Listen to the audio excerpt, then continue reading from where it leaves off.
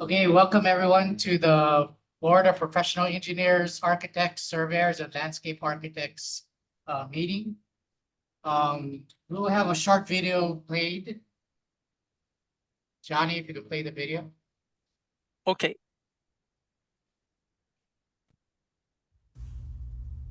Welcome to the Professional and Vocational Licensing Virtual Board Meeting. When the meeting begins momentarily, the chair will take a roll call, explain any specific rules for this particular board, and then move to public comment. The name of the board member will appear on the bottom left-hand corner of your screen. For instance, this is board member Y, and this is board member E. Public testimony will be accepted at the beginning of the meeting and before each agenda item.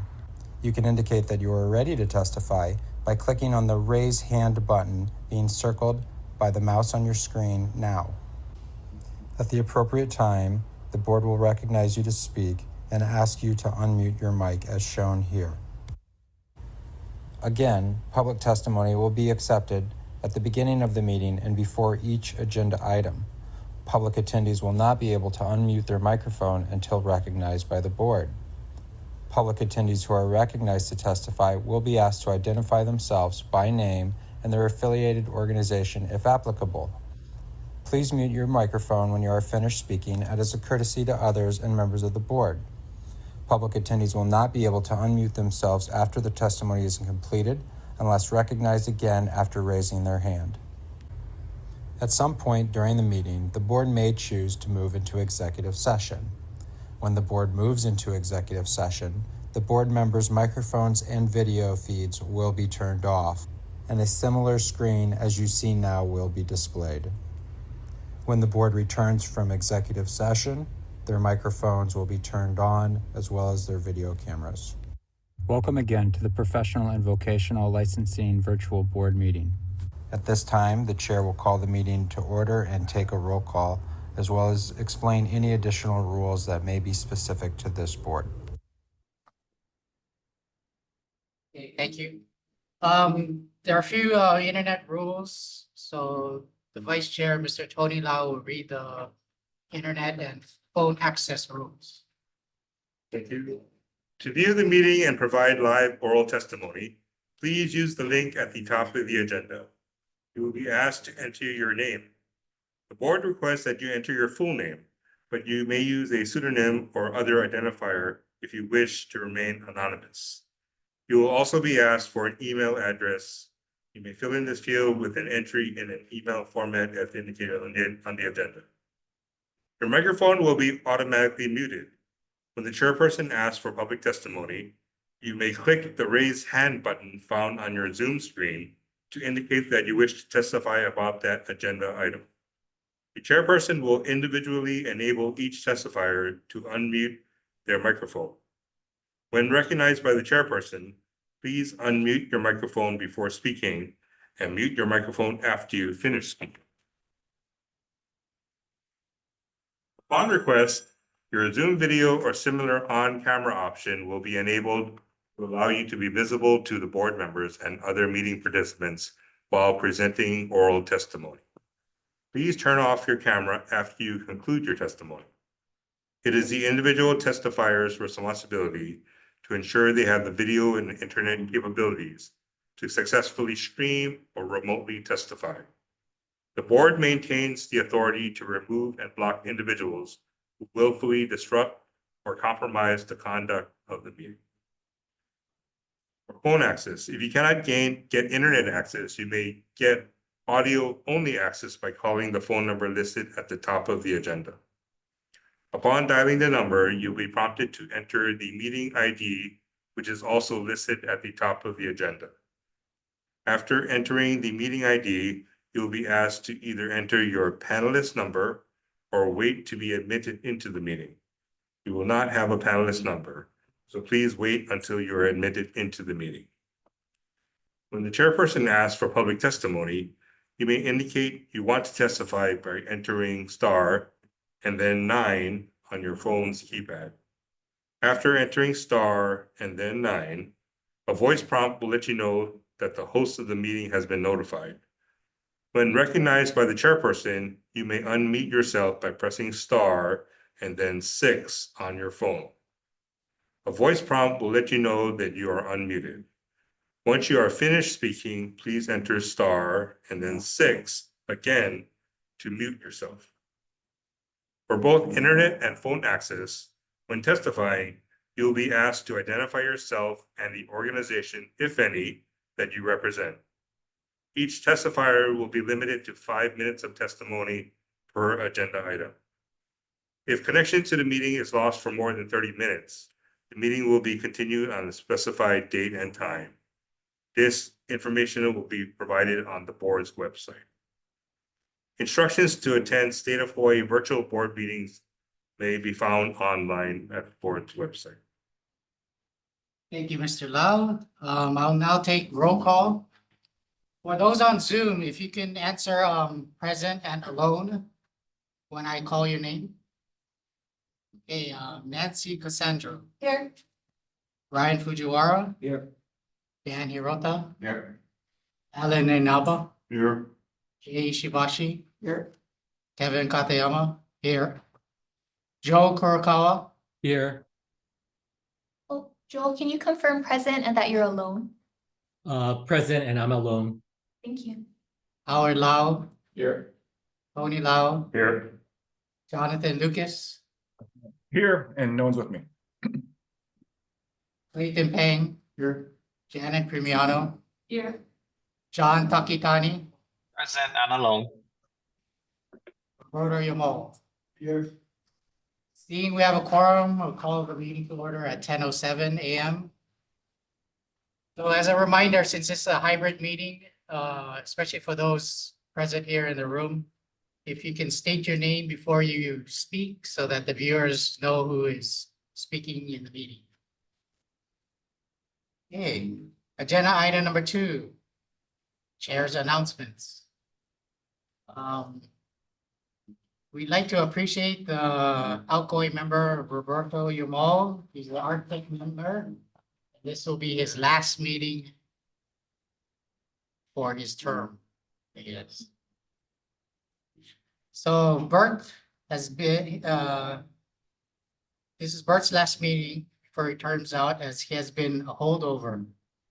He served 2 Bert terms from 2017 to 2025. And previously served 2 terms from 2007 to 2015 for a total of 16 years so far. We'd like to thank Bert for all of his service that he has given to the board. And would you like to say any words, Bert? Not really. After 17 years. No, I would like to thank the board, the members. Some of the members here are my classmates. We came in all the same time, and as well as the new ones. And I really enjoyed my time. I always look forward to our meeting, being the first in the room in almost every meeting that we have. And yeah, that's it. It's a good board. Thank you. Bert, this is,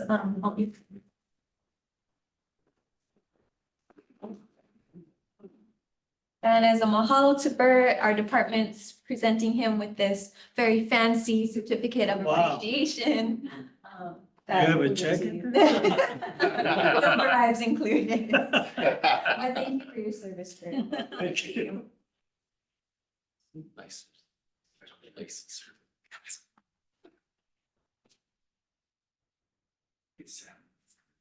I guess. Okay, thank you. Agenda item number 3, approval of the open session and executive session minutes of the February 6, 2025 meeting.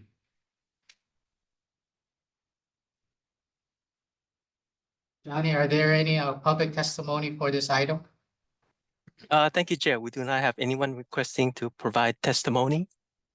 Okay, thank you. Board discussion, any comments, corrections? Seeing none, is there a motion to approve the minutes? I move with, we approve both, board and executive minutes. Any seconds? Janet Primiano, second. Any nays, recusals, or abstentions? Seeing none, all those in favor say aye. Aye.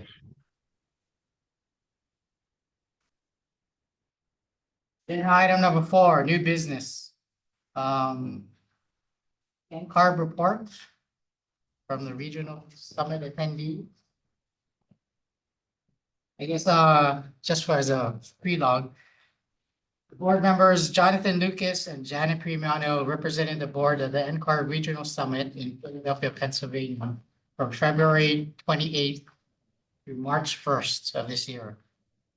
So I don't know who's going to give the report, but if Jonathan or Janet can speak. I can speak to that. Yeah, I can speak to that. Unless you want to, Janet. You know what? I can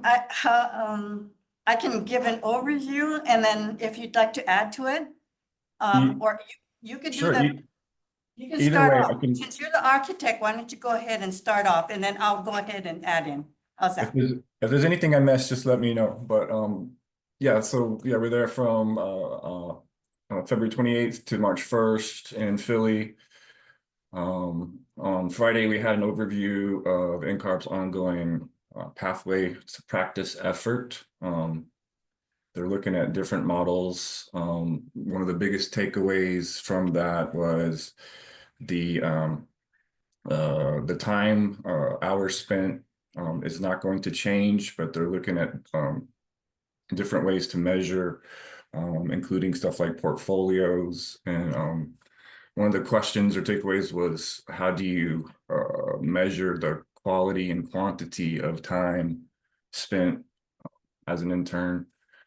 On the MRAs, the international agreements, they're updating the agreement with Canada, and then there are new reciprocal agreements with Costa Rica and South Africa coming. What else? We had our regional meetings and talked about the licensure models and AI. Again, the AI was we had a roundtable discussion and talked about AI, and that was sort of one of the bigger themes. We did in one of our regional meetings, we honored Bert. I was fortunate enough to Jim from New Mexico, your good friend Bert.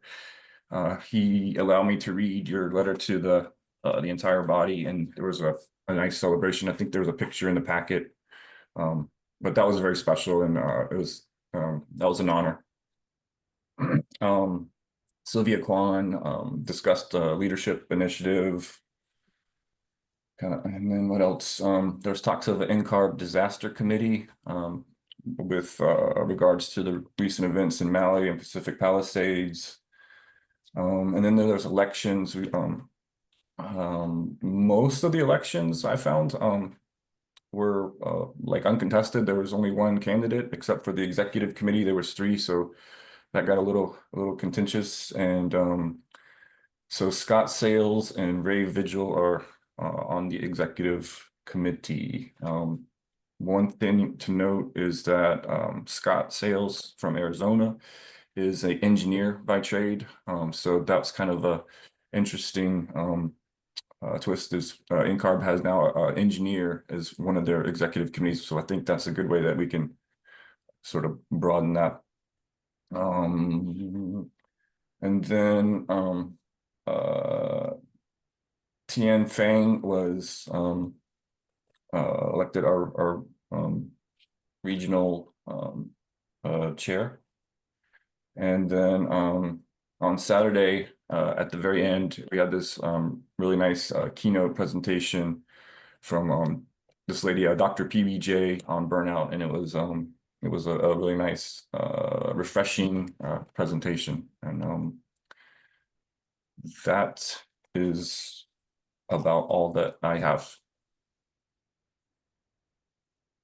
You did a great job, Sean. Sorry, I did a typo over here on my report, and so I did submit a report, and I'm gonna ask Sheena if she could email you all a copy that didn't get a report. I just passed it out this morning. And so you gave a great summary, and I just wanted to let you know that John Lucas, this was his first meeting, and first time going to a meeting, and at NCARB, and he did a wonderful job. I was looking down when we were having a breakout session and discussion, and everybody at my table was staring at me.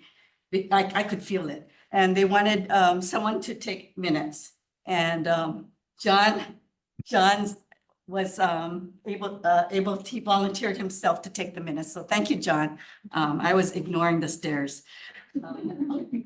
John was also very wonderful in being representing Hawaii as far as honoring Bert Yamal on the national level. And we were able to get the Islanders, we called ourselves Islanders together because they wanted to come and join us to celebrate and acknowledge Bert's wonderful achievement and accomplishments, being part of our Hawaii. They're kind of honorary members of Hawaii. So we have Marianas, Northern Marianas, and Guam. And we call ourselves the Islanders, so we get along very well.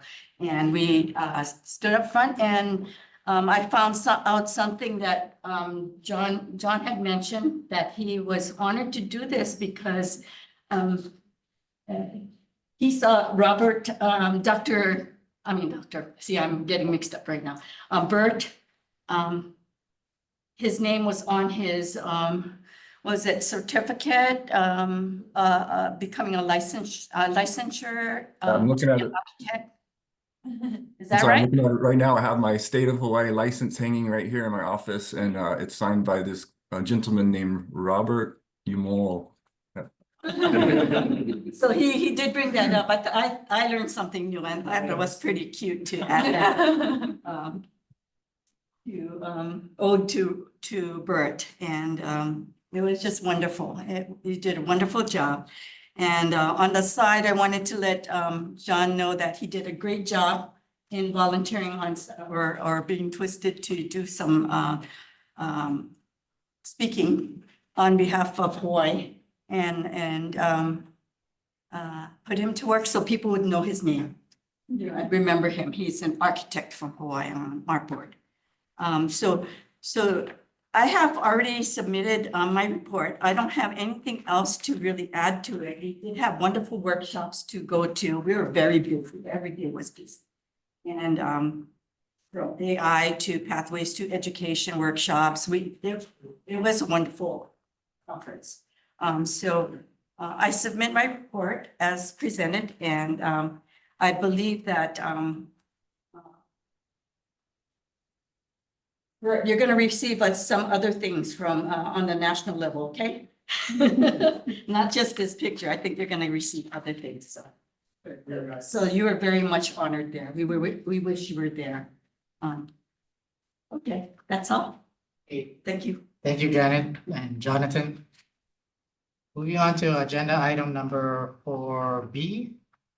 Inquiry from Bing Lee regarding board consideration of administrative rules revision for allowing waiver of the fundamentals of engineering or FE exam with experience for a professional engineering license application.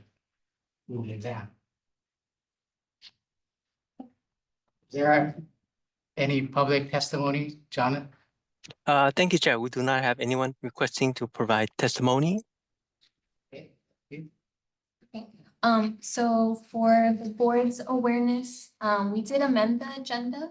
And this agenda item was split into her inquiry, and then application. So in the handout that's in your packet, you can turn to page 3, and that's her inquiry for this agenda item. And I'll just read it in brief. So this is from an individual named Bing H. Lee. She submitted email written testimony. And she's requesting Will Hawaii revise the rules in the future to be the same as California and some other states? And she quotes a statement that the board only considers experience gained after initial licensure as responsible charge. Does not make sense since it means I must already have a PE license for the 15 years of responsible charge experience. This requirement should only apply to taking the PE test, not the FE. And then she included an excerpt, and that excerpt is from the California laws and rules regarding waiver for the FE exam.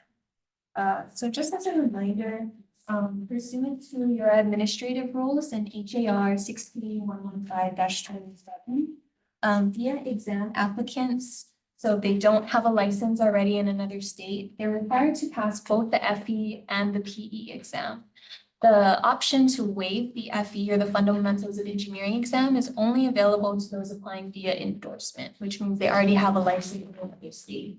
And that's because the waiver requires submittal of 15 years of experience in responsible charge. And your laws and rules define responsible charge as experience gained after initial licensure.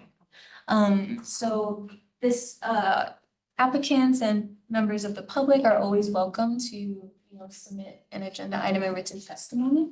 So you can discuss her inquiry, or I might suggest that you refer it to the rules pig. As a reminder, there's a rules permitted interaction group that's currently open and examining the rules for future revision. Any discussions? Questions?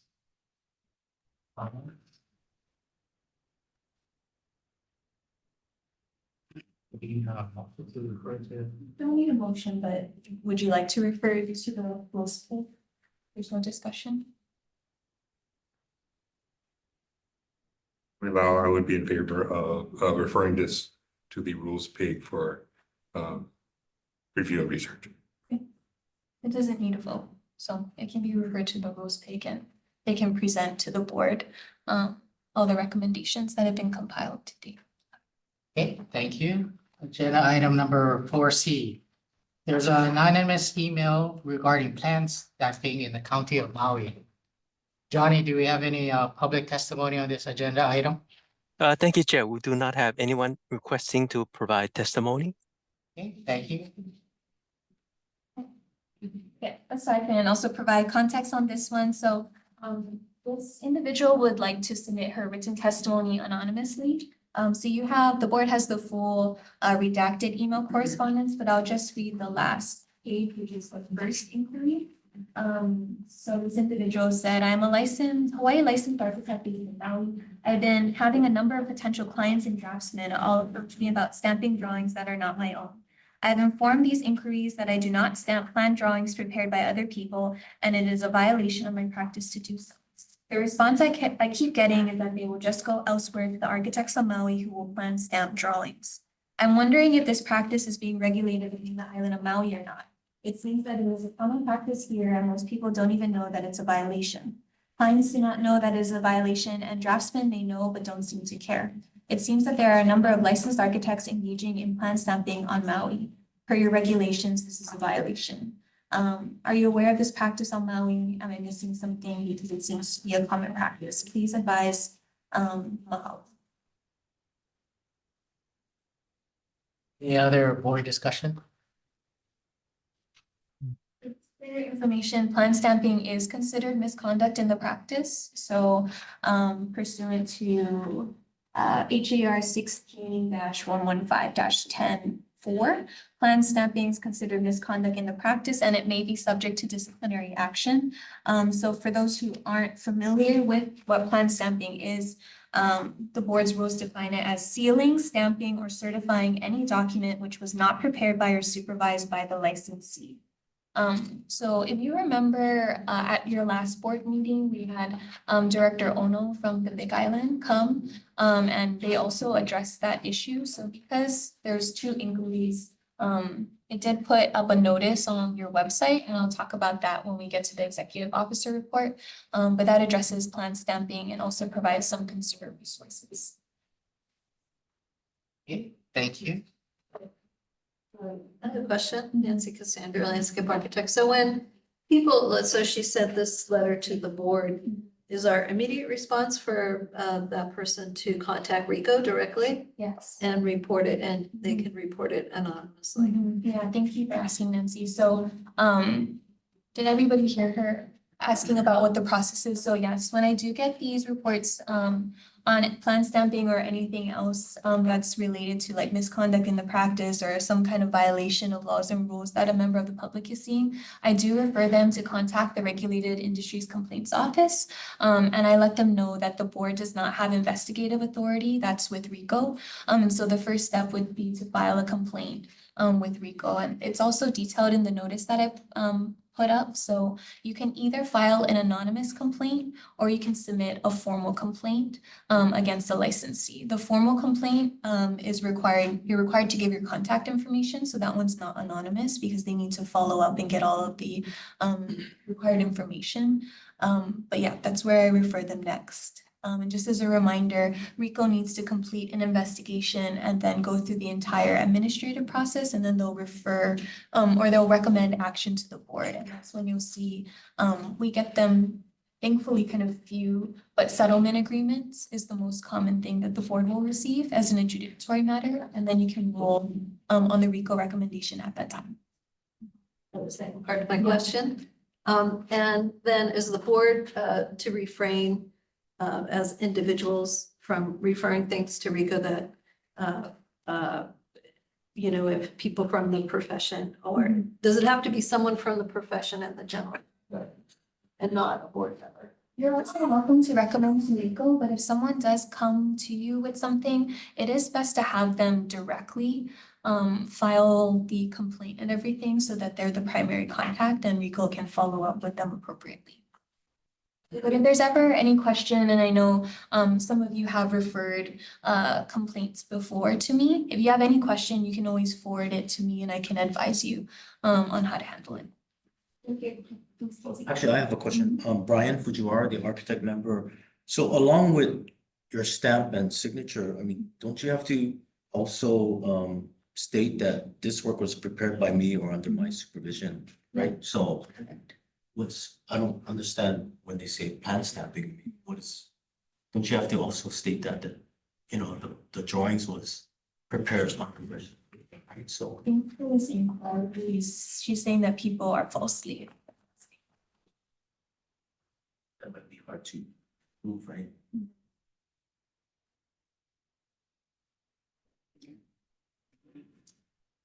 Okay, thank you. Any other discussion? This is Joel, online. I have a question. So Sheena, you mentioned that you can submit a complaint anonymously or provide your name and contact information. If someone chooses to file a complaint anonymously, will RICO not investigate because it's an anonymous thing? Is it a different level of a complaint? You know, I'm not 100% sure, so I can look into that and then let you guys know about the RICO process. I just know that there's those two options for submitting something anonymous and submitting a formal complaint, but I do know that RICO investigates everything that they receive. I just don't know if it might be a different process or how that works. I see. Thank you. Okay, thank you. Moving on to agenda item number D. Clarification of acceptable digital signatures for authenticating plans, specification, maps, reports, surveys, descriptions, and every sheet of a set of design drawings prepared by or under the supervision of licensed East professional pursuant to HAR 16-115-9E. So actually, Brian requested that this be added to the agenda for clarification. So Brian, I don't know if you wanted to add anything aside from what was put in here, but I did just want to add, I didn't include it in your packet, but Courtney and another secretary helpfully helped us update your laws and rules binder. So if you want to open it and flip to HAR 16-115-2 under definitions, just for this agenda item, we should also reference that with the new rules, there was a, you did add a definition of digital signature. So I'll also read it while you're flipping there. Digital signature means a digital code generated and authenticated by public encryption, which is attached to an electronically transmitted document to verify its contents and the sender's identity. A digital signature contains encryption protections using a set of algorithms to determine authenticity of. Okay, so, it's just that, DPP keeps, flipping off sometimes. They say digital signature, it could be a scan image, but I think lately they've been, requiring this, certified, signature, whether it's DocuSign, Adobe. But then they keep saying, you can't, that signature cannot block your stamp or, so, they keep making all these. Different Rules. changes. Yeah, so Yeah. sometimes they say it's too small. So, to the last page of the board packet for this agenda item, Brian did send me, this is apparently what's on the DPP website now regarding, digital signatures. So 3 options: DocuSign, Adobe, and Dropbox Sign. And I did look at how they define these, and all 3 of these verification methods would meet your current definition of a digital signature. So these would be acceptable under the board's laws and rules, which are state laws and rules, but the counties they do have the authority to make any additional requirements, so long as they don't conflict with the state laws and rules. But it would be helpful if they could keep us updated as well, so we could let people know, but we do get inquiries every now and then if digital signatures are acceptable. So when you pass the new rules September 22nd, 2023, 2024, digital signatures were included. And I know that that was a big thing, but I believe the counties actually did go ahead and they were starting to accept it before it was formally in your administrative rules.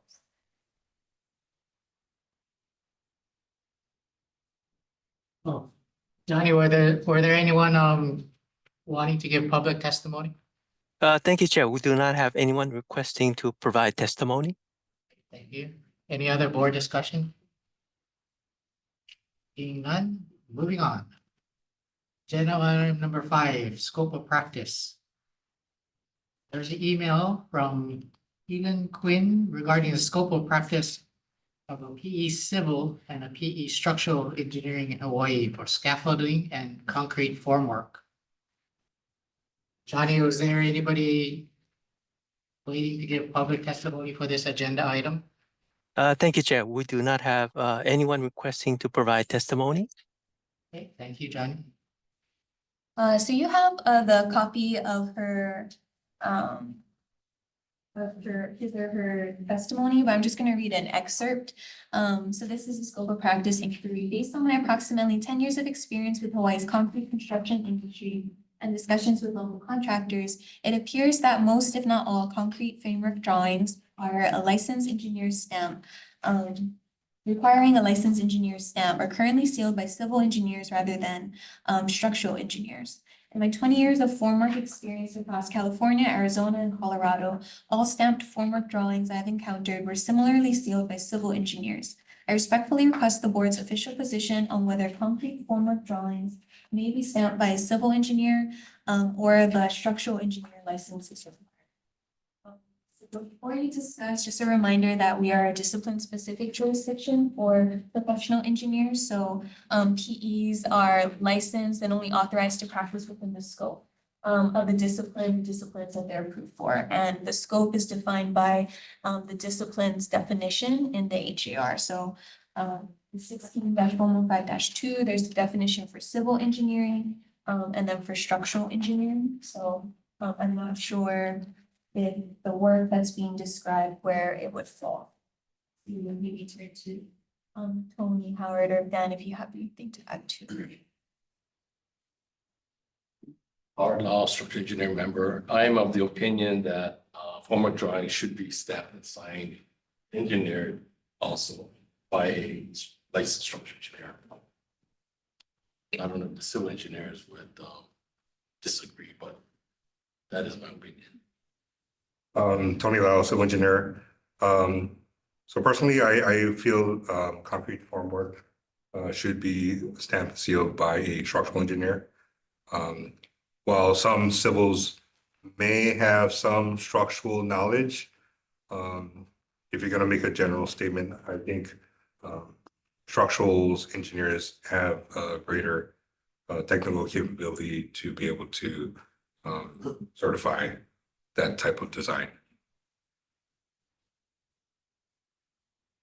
Familiar with what concrete formwork is, so. Well, Formwork is exactly that. It's the form that you construct to be able to pour concrete into. And so the formwork itself is a structure. It needs to carry the dead load of the wet concrete. Yeah. Is this, this is Joel, sorry. Is this referring to flat work or vertical, like retaining wall type structures, or both?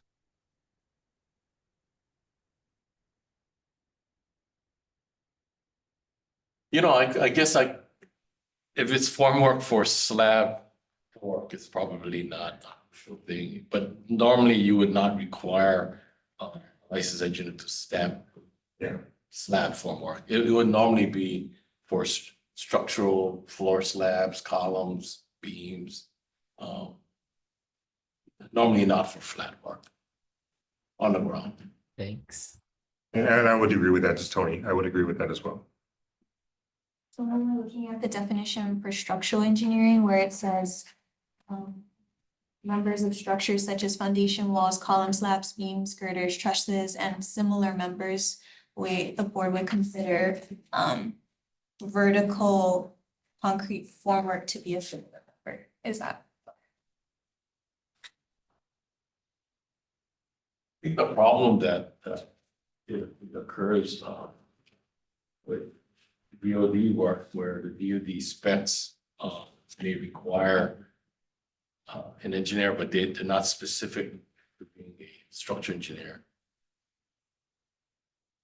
And they might allow a civil engineer from California who is also a structural engineer.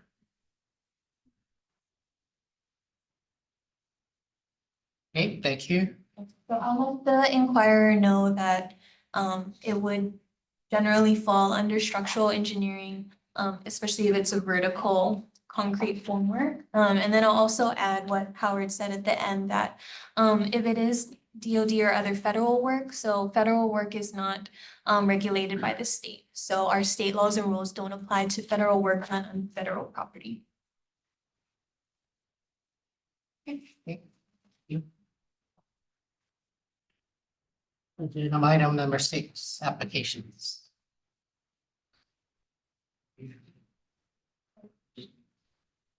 Application list.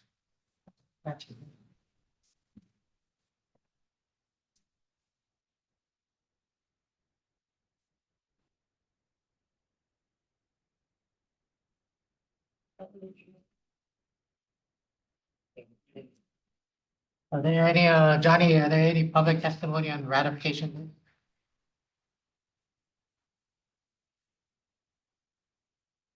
Johnny?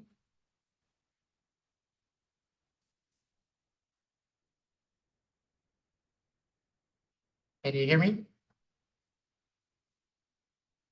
Can you see Courtney? Is there? I don't see anybody.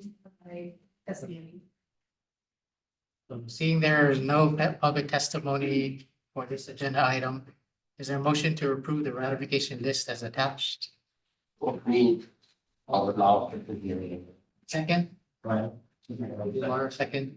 Any nays, recusals, or abstentions? Seeing none, all those in favor say aye. Aye.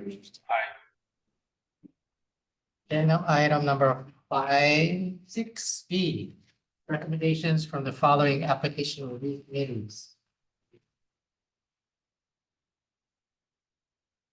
Is there any public testimony for this agenda item? I think no one will provide public testimony at this time. Thank you, Courtney. Your motion to approve the application review committee's recommendation? Move. Howard Lau. Second. Second. Any nays, recusals, or abstentions? Seeing none, all those in favor say aye. All right. Motion carries. Agenda item number 6C, engineers.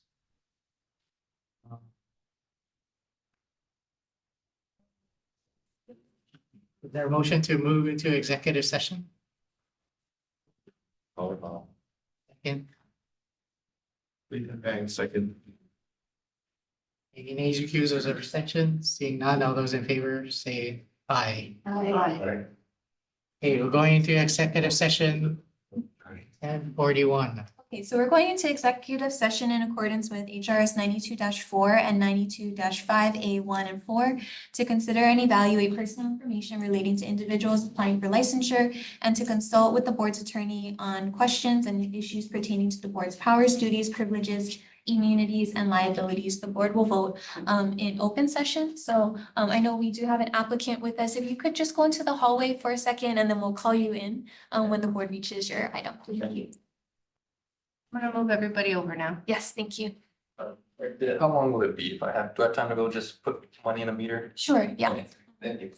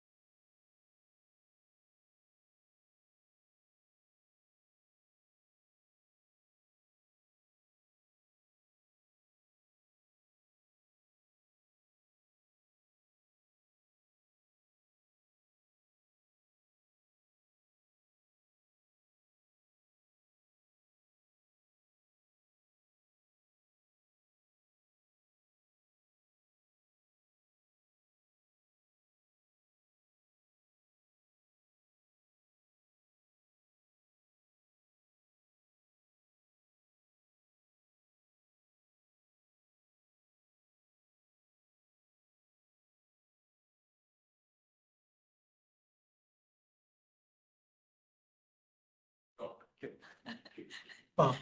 if we Should have left talk about the you. chair there. Am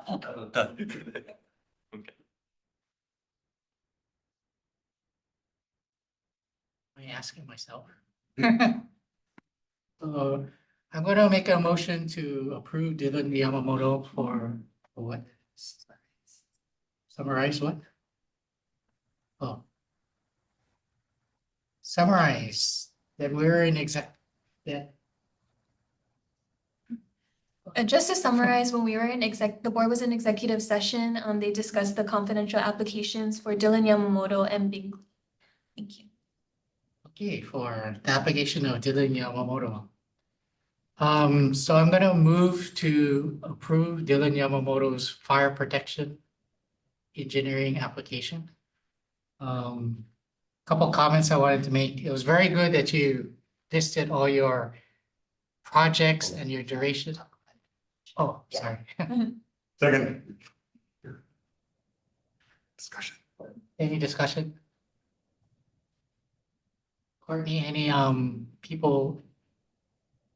Public text. Oh, is that? No. No, that's fine. So no public testimony. testimony. So I made the motion. Tony second. Any nays, recusals, or abstentions? Seeing none, all those in favor say aye. Aye. Okay, so your application for fire protection engineering has been approved. Thank you, guys. And I'll follow up just with a written email correspondence. And if you have any other questions, you can communicate with me by email, but you're welcome to stay for the rest of the meeting or leave if you have to go. Yeah. Hey, for the application of Bing Lee. Is there a motion for this application?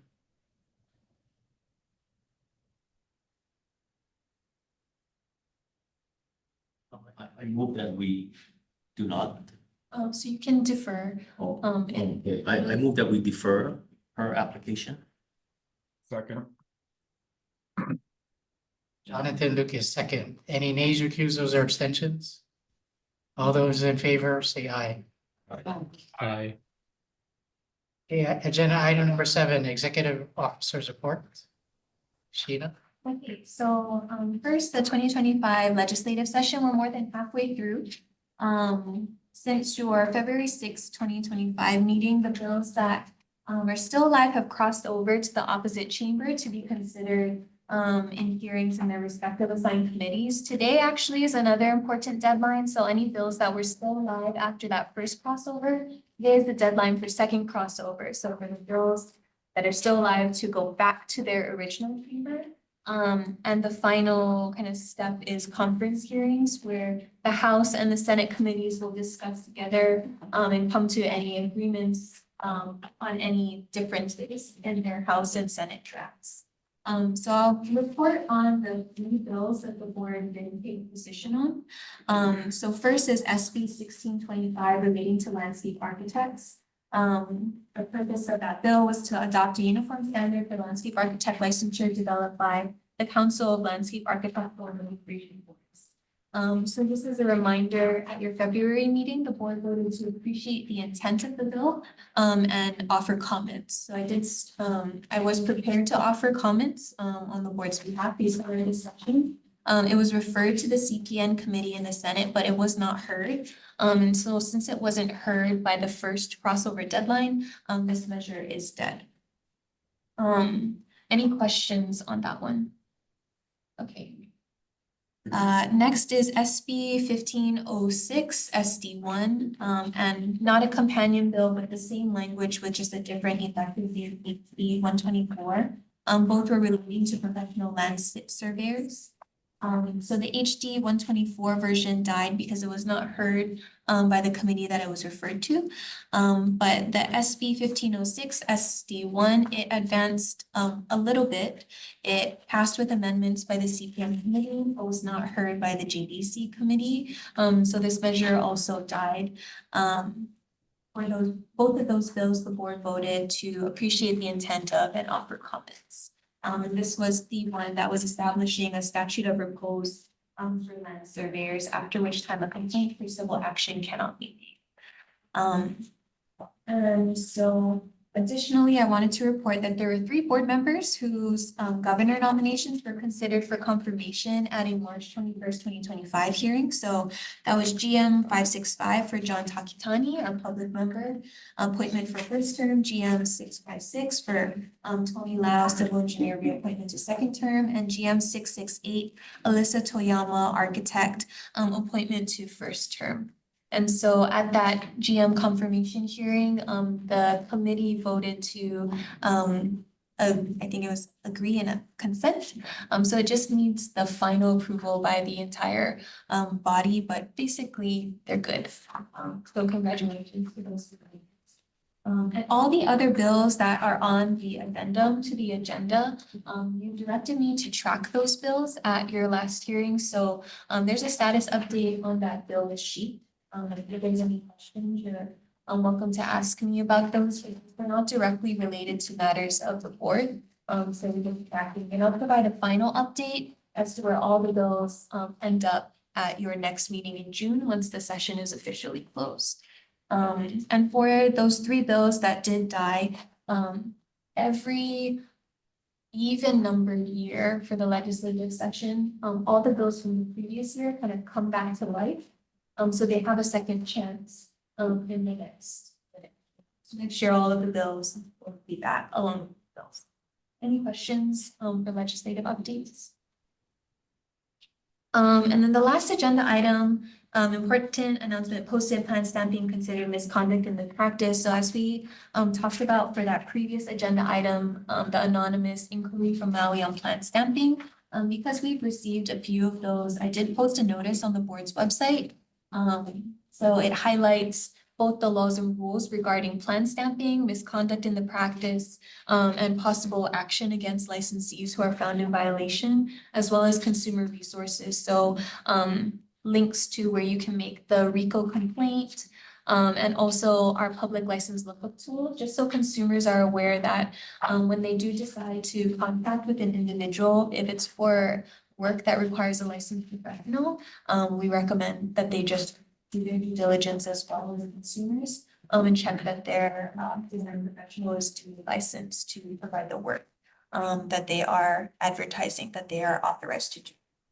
And any questions on that? I have a question. Yeah. Sorry, Tony Lau. I think it's great that we posted on our board's website. Do we want to consider making it further widely spread out in the industry, like engineering? There's an engineering newsletter that goes out to a lot of professional organizations. Do we want to consider putting that information out? Yes, we cannot distribute it ourselves. But if you belong to any associations, or if you have contacts with any of the associations who it would be helpful for them to get this information, that would be great. And actually, as a note, I can also send it to the county agencies too, so that they're aware.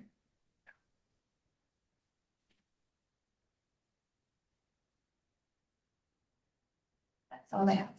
Good, thank you. So our next meeting is June 12th, 2025 at 10 o'clock here. And we are adjourned 11:31. Thank you, everyone. You. Thanks, Kevin. Hello. Thank you. The people here, obviously.